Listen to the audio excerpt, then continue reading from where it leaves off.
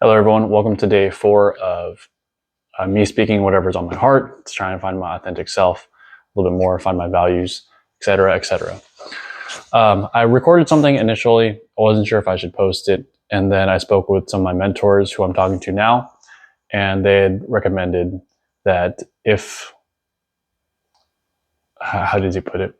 If you feel like it's your authentic self and it's coming from a place of power, then you should post it. If not, then don't post it. I still wasn't 100% sure. So I tried this version instead. Instead of asking myself, what is the most impactful thing I can share with humanity today?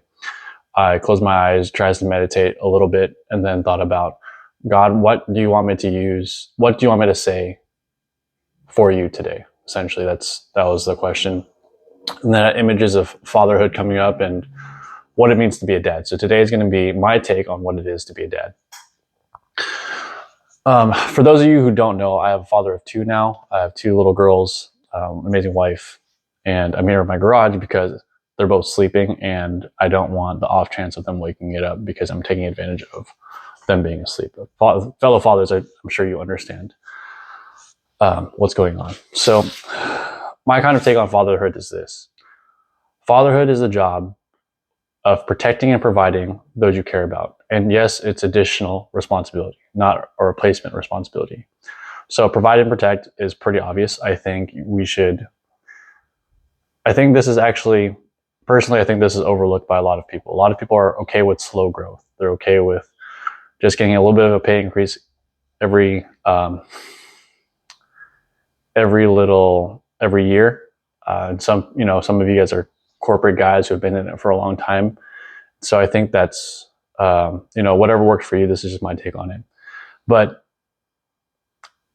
I think as a father, it's also important that you grow not only just resources, which I'm trying to do now, but you also grow in terms of your social circles. And the reason for that is because if you're surrounded by a bunch of yellow belts and all they want to do is stay yellow belt and maybe one day get to orange, it's going to take a long, long time to reach black belt. If you want to reach black belt, you're probably going to want to hang out with a lot of black belts. And eventually you'll think like them, you'll train with them, your technique will sharpen just by being around them. And so that's something I've been trying to do the last few months is upgrade and find people who are hungry to become black belts in the financial world. And so I think as a father, it's important that you do that. The second thing I also think, so that goes under providing, right? Increase not only your income and find ways to increase your income, but you need to find ways to increase your social circle because those people will give you better ideas and that will help increase income later on. The other part is protect, right? And so I'm actually here where I clean my firearms. And I think it's important for fathers to not only know how to defend their family. For me, that's utmost important. Like you took a vow in front of God, for those of you who are church married, to protect your family. And so I think if you live in America, you should know how to use a firearm to protect your family. Now, for those of you who are saying, yeah, but if I don't do anything bad, why would something bad happen to me? That's like asking, why is the lion eating me even though I didn't eat the lion? Like bad things happen to good people, which is unfortunate. And I would hope that you've taken that seriously and you're protecting your family and you know how to protect your family. So that's one, is immediate violent threat. The other one is, I think that you need to keep growing in your physicality. And so I know as a dad, it's hard. I gave myself a little bit of leeway last year and the year before because we had kids and I was like, oh, you don't work out as much. It's like, yeah, well, I got 2 kids. And I was like, oh, I understand. I think if you have kids, you get like a 3-month break where if you are helping out or if there's no one else to help out and you have to help out with the kids, yeah, sure, go help out with the kids. But after that, the sleep cycles of your kid eventually, or I think they get more routine. So you should be able to find time in between that time to do push-ups, do sit-ups, do squats, or the way it is right now, I'm lucky that my wife takes care of the kid at night, or the younger one at night. The older one kind of sleeps through the night. So I get up at 4:30 in the morning to go to the gym and work on myself physically.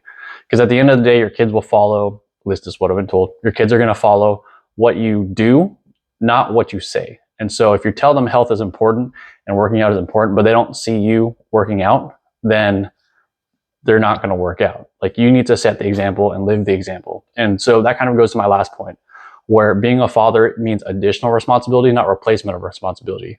So as a dad, like a lot of us, a lot of my friends were really, really star athletes. Like, we're best in high school, best in college, got recruited for college. Some of us are like national team members. And then they have kids, and all that just kind of goes to hell. And I kind of thought that's what I was supposed to be doing too. Is like, oh, well, I got kids, and I kind of use that as a cop out. But then I thought about it, and I don't like the idea of using my family as a cop out for not being the best person I can be. I don't like the idea of using my kids or using my wife and, oh, I have too much family time to like not become better. Like, I think that's kind of a cop out, and I know it's hard. Like, I got 2 young ones at home, but if it's really important to you, I think you're going to make time, and you're going to adjust your schedule. So maybe you have to cut out Netflix. Maybe for me, I cut out all video games. I don't play video games anymore, which for a lot of people was like, that's huge, because if you knew me before, I used to play 14 hours of video games straight. And so I guess what I want to leave you guys with this is, whatever your version of fatherhood is, I think it's up to you to create.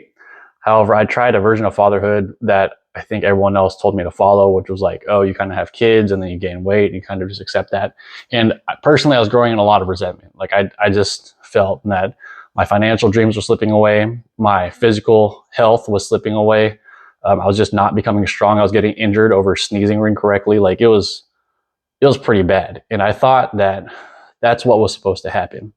And then I got around people who were hungry, and other fathers who were hungry, other dads who wanted to better themselves. And I realized that that doesn't have to be the case. Not everyone's like that, but that doesn't have to be the case. And now that I'm living a little bit more on purpose, and I'm trying to better myself every day, and I try and utilize every minute that I don't spend investing in family, or that I'm not investing in family, to either hone my protection skills or hone my providing skills.